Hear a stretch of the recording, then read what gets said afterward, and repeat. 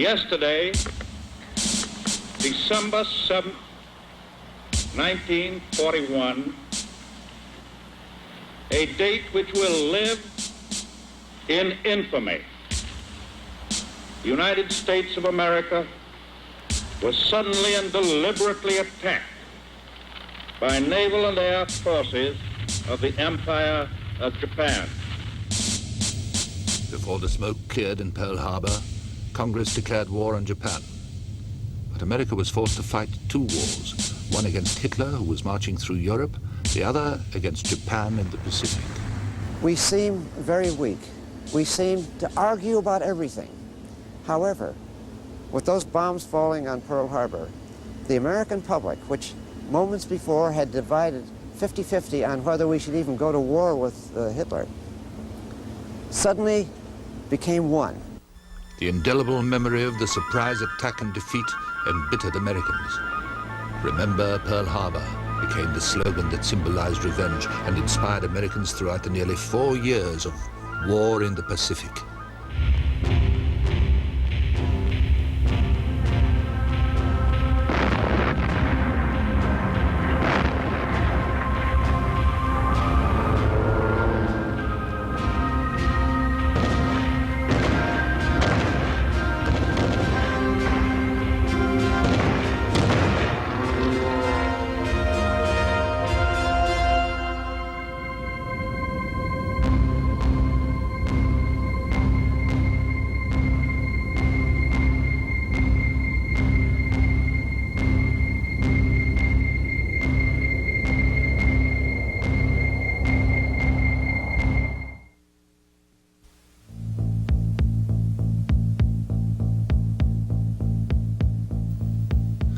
On the morning of December 7th, 1941, the skies over Honolulu were clear, except for a few clouds on the horizon. At the first light of dawn, 43 Japanese fighter planes left 6 aircraft carriers located 230 miles northeast of Oahu. They were quickly joined by 49 high-level bombers, 51 dive bombers, and 40 torpedo planes. At 7:53 a.m., the first wave of Japanese fighters appeared on Pearl Harbor's horizon. The Japanese flight commander radioed, "Tora, Tora, Tora." This repeated code word, meaning tiger, stood for "We have succeeded in a surprise attack." As it turned out, the attack was not only a surprise, but their greatest victory.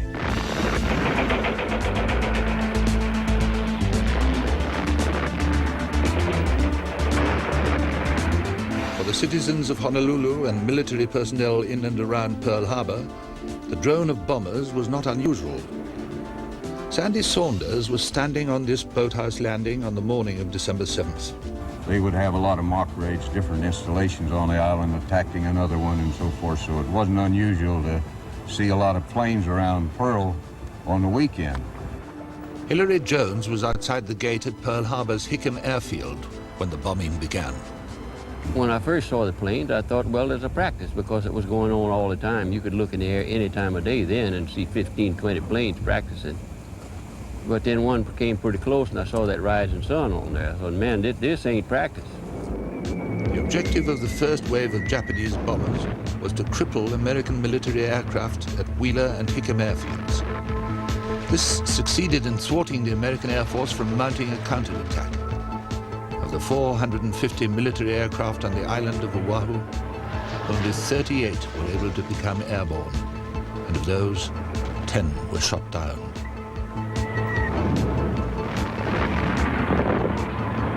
The next wave of the attack concentrated on the battleships docked around the harbor. In addition to the high-level and dive bombing, the Japanese also used torpedo bombers. Their torpedoes were specially adapted with wooden fins so they wouldn't sink in the shallow water of Pearl Harbor. 97 ships were in Pearl Harbor that morning. 18 were sunk or badly damaged, with the highest concentration of damage occurring here along the east side of Ford Island, which was known as Battleship Row. The 7 battleships located here, the USS California, Nevada, Maryland, Oklahoma, Tennessee, West Virginia, and Arizona, all took a severe beating. The greatest tragedy of the attack was the USS Arizona, where a bomb exploded in the ship's powder magazine, killing 1,177 men, over half of all the men who perished at Pearl Harbor.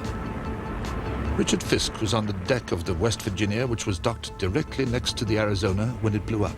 After she blew up, it just kind of raised, she raised up out of the water a little bit and then kind of settled, and then the sailors and Marines that was on deck were just thrown over like that, over the side, and those are those ones that actually lived through it. I'm sure it was the Arizona that blew, salt water, at least 1,000 feet high. It just went up in a big spray and just slowly came down. On July 8, 1941, the USS Arizona was commissioned to Pearl Harbor. Some of its crew members formed a big band, and on the night of December 6th, competed against bands from other ships. The Arizona crew won the right to sleep in the following morning. That morning, an 800-kilogram bomb exploded in the hull, which housed over 1 million pounds of explosives. The explosion, felt all over Honolulu, sank the Arizona in a matter of minutes. It burned for 2 days. In 1962, this memorial was constructed over the hull, where 1,000 bodies are still trapped. Nearly half a century later, oil still leaks from the hull.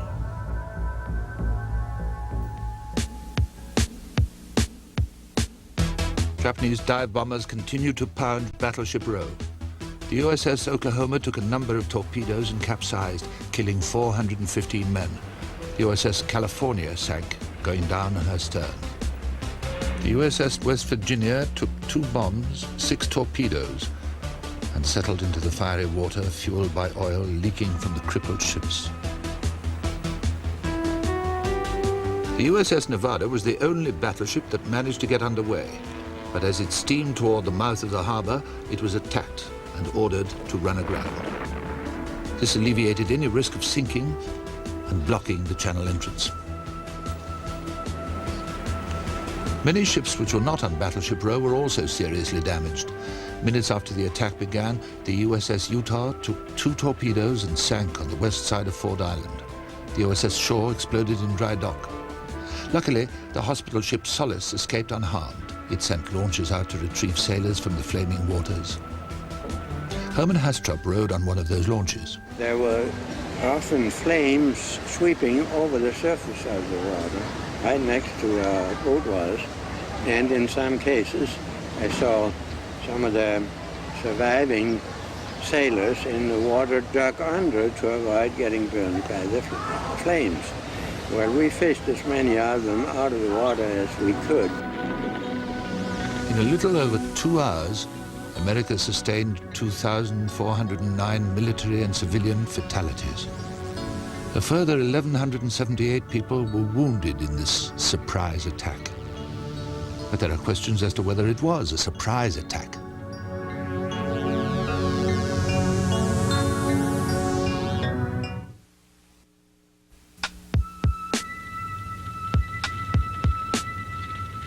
It was a surprise attack to us. I don't know whether the higher-ups had anything to do with it or knew what was going on.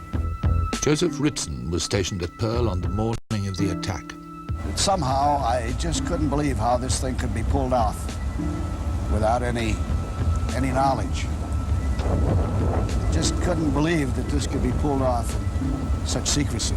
The Japanese caught the entire U.S. Pacific Fleet off guard. To understand how that happened, it is essential to know the circumstances that led to Pearl Harbor. The events that took place 50 years before December 7th, 1941, where it appeared on the outside that we were 2 enemy nations, when in truth, we should have been allies. We had no conflicting major interests, and the war came about through the limitations of both sides. In order to suppress a rebellion at the Imperial Palace in 1936, the Emperor was forced to give more control of the country to imperialistic military leaders. By 1937, those leaders had made plans to expand Japanese territory and started by sending Japanese troops into China. America condemned the aggression, lumping the Japanese with the Nazis and fascists.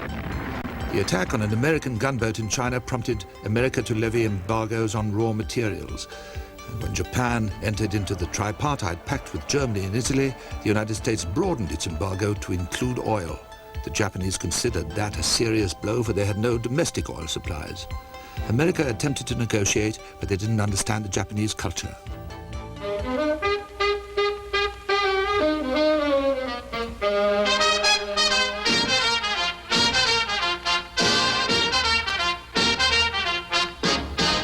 By 1941, the clouds of war hung over America.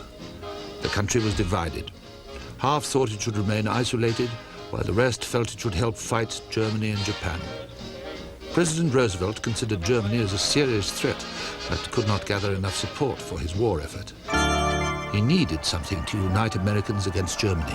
He cannot get Hitler to have offensive actions against us so we could go into it. He really didn't want to fight Japan. He wasn't anti-Japanese, as some of the administration was, like his Secretary of War Stimson was very anti-Japanese. But he was allowed to be swayed, and they passed this embargo on oil and other things, which forced Japan to start offensive movements. By the fall of 41, the United States had broken all the Japanese secret codes. In the weeks prior to December 7th, vital messages warning of the attack were intercepted, but held in Washington. They never made it to Admiral Husband Kimmel and Lieutenant General Walter Short, who were in charge of the fleet at Pearl Harbor. There was one, for example, which broke up Pearl Harbor into a number of zones. This is called by some people the bomb plot, in other words, a plot for a bombing. Now, this was broken in Washington. It was never sent over to the commanders in Hawaii. And this is one of the big arguments that went on within the unit in Washington. Many of the lower grade officers wanted to send that over, but they were not allowed to. On November 26, 1941, a fleet of 33 Japanese ships called Kido Butai left Tankan Bay in Japan for Pearl Harbor, Hawaii, 3,000 miles away. Radar and intelligence sources spotted the fleet. Messages were relayed to Washington, but they failed to alert Pearl Harbor. So here's a man sitting in Washington, convinced there are 2 Japanese carriers coming in, convinced that they're not very good flyers, that their ships are not much good. He also knows if the Japanese drop the first bomb on us, then the American public, which is 50% against the war, will join in on the war. And so he made what I call a command decision. Let's let them in and sink them. And this would really take Japan out of the war in the Pacific. On December 6th, a 13-part message was intercepted, which informed Washington of the attack. Still, no one communicated the information to Pearl Harbor. Those who read it first realized this could be a declaration of war. People were alerted all over town, getting the first parts of the message. It was indicated at the end of the message that another message was coming later. This, obviously, would be the real declaration of war. Now, this was sent all over Washington. It was sent to the President of the United States in the evening of December 6th. I know the naval officer that brought it to him. His name is Schultz. He told me he handed it to the President, who turned, I think it was Harry Hopkins now, and said, "This means war." Even in Pearl Harbor, there were signs of strange happenings on the morning of the attack. How come the submarine net was lowered earlier than usual, and why did not PBYs take off that morning like they usually do? He made this decision, and I can't fault him on that. He wasn't a criminal for making it. It could have worked. Now, where I find fault with President Roosevelt is that after Pearl Harbor, he should have announced to the people, we were all wrong. We were all caught napping. Now let's go out and win the war. But he took the easy way out to put the blame on Kimmel and Short. And then all these investigations, you see, are proof of a cover-up. When we return, we'll investigate the aftermath of the attack on Pearl Harbor and the cover-up in Washington.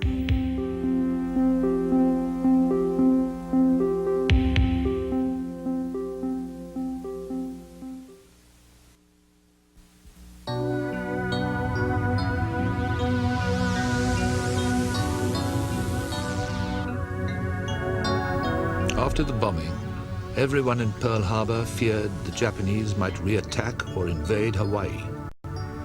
No one knew they were heading for home. There were all kinds of rumors, and of course one of the rumors eventually filtered down that there was a paratroop drop in our area. There were also people landing on the beaches and explained how they were dressed. And for this reason, we became very suspicious of everything that moved, and especially that night when we were in total blackout. And so that night, it must have been about 7 o'clock or 8 o'clock, we heard these airplanes come over, and we thought they were Japanese airplanes. So we thought, well, we were ready for them this time, so boy, all hell broke loose. I mean, we just opened up everything, and come to find out they were the Lexington's airplanes. We shot down our own airplanes, 6 of them. As it turned out, the Japanese had no intention of returning to Hawaii. They had achieved their objective to cripple the US Pacific Fleet. They succeeded, except for one detail. The repair docks had sustained little damage.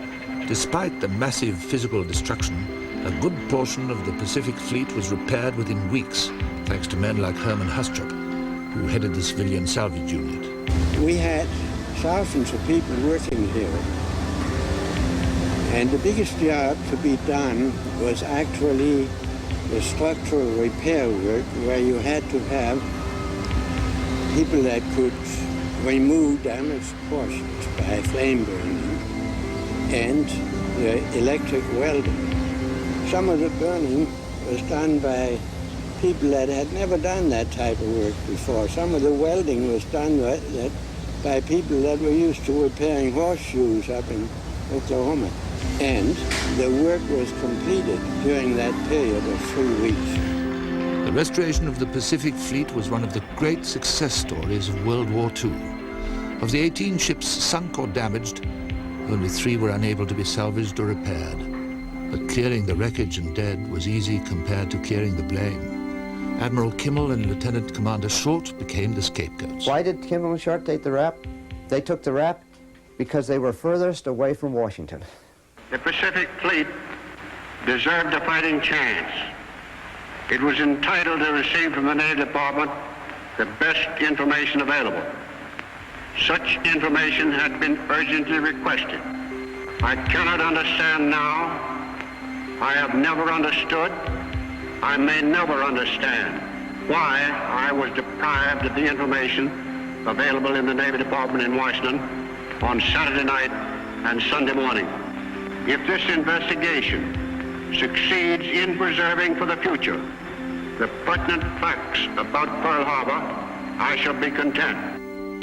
From 1942 through 1945, Kimmel and Short defended themselves against accusations that they were responsible for the bombing of Pearl Harbor. Finally, they were cleared of the blame, but not before their lives and reputations had been ruined. And then after some 8 investigations, the final one, the 9th one of the Congress, was held starting in late 1945 into 1946. It was not a crooked investigation. It was just a sloppy one. The truth did not come out. Much of the truth did come out, but wasn't reported properly. Much of the information was stuck in the background of indexes so people could never see it. And so that is why, until now, the truth about Pearl Harbor has not come out. The truth is that the investigations are the biggest cover-up in our country.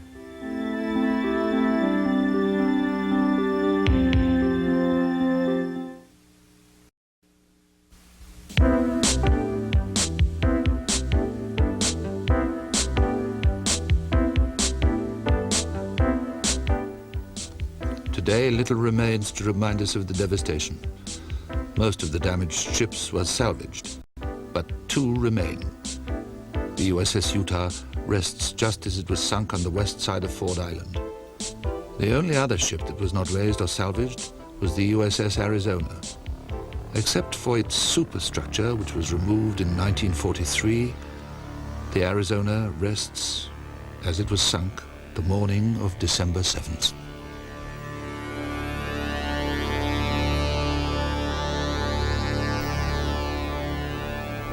Recently, a team of underwater scientists conducted the study of the Arizona to discover more about the sinking of the ship and its present condition.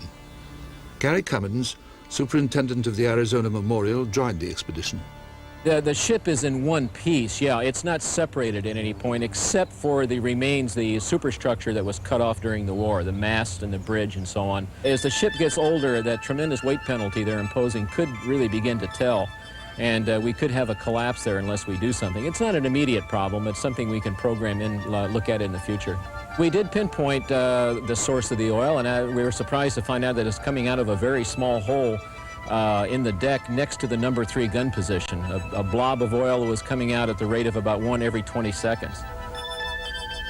Oil begins and ends the story of Pearl Harbor.